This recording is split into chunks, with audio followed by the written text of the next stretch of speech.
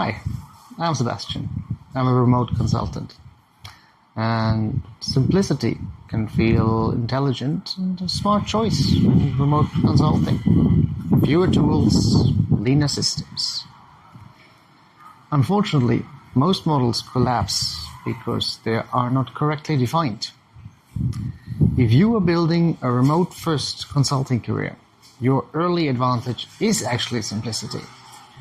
You can move fast, you can decide quickly, you can adapt without friction. But growth introduces pressure. More clients, more collaborators, more asynchronous communication, stuff like videos, presentations. And this is where simplicity without governance fails. Today I want to talk about leadership habits that determine whether your consulting career scales or fragments. Minimalism is generally attractive. One project board, one messaging tool. Simple, fast to set up, efficient to use. But simplicity is not a structure that you can build upon.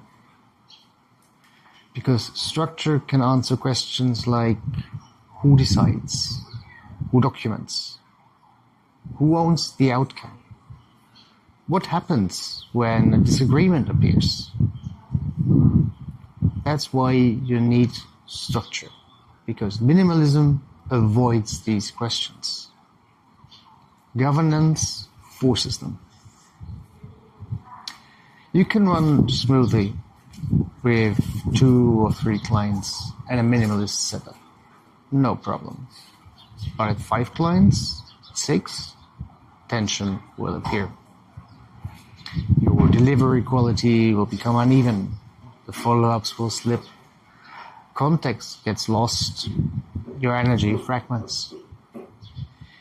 The instinctive response is tool expansion. A new CRM, a new automation platform, another dashboard. But the bottleneck is not tools.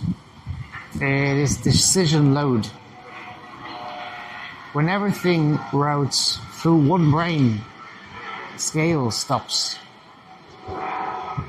Scalability is not more tools. It is repeatable decision structures. Governance sounds corporate. It sounds strict. It sounds boring. In reality, it is disciplined clarity. Remote-first environments can amplify ambiguity. Without physical presence and constant interactions and exchange, assumptions can increase. Ownership can diffuse. Micro decisions can accumulate. So here are a few leadership habits that help you to avoid this.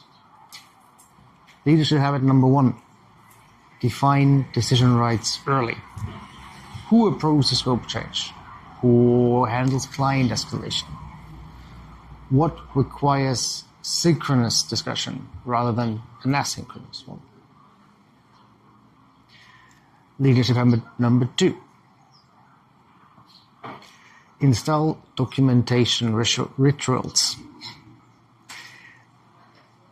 When you write something, it becomes clearer, more structured, and easier to access for everyone. You don't need to go excessive on documentation, just consistent. Leadership habit number 3. You have to separate simplicity from fragility. If removing you breaks the system, then it's a fragile one. If the system runs without you, then it becomes scalable. This goes back to this, well, you only have one brain. I worked with a consulting team that prided itself on a very lean operation, fully remote. No middle layers, no heavy processes, minimal meetings. It worked quite well at a small scale. No question about that. But when starting to expand, cracks a bit. Different people made different pricing decisions, for example. Sales overpromised. Scope drift increased. Internal disagreement surfaced in client threads. And really things you want to avoid. And they did not need more software or yet another tool. They needed, well, for example, a pricing governance document, a decision escalation path,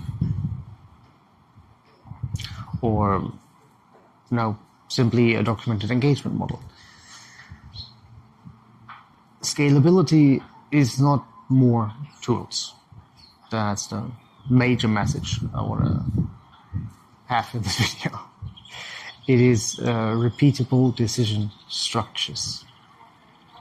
You can stay simple and still scale, but your simplicity must be designed not out of convenience. So you should ask yourself, if I onboard 2 more consultants, what would break? If I double the client volume, what will become ambiguous? If I step away for 2 weeks, what will stall?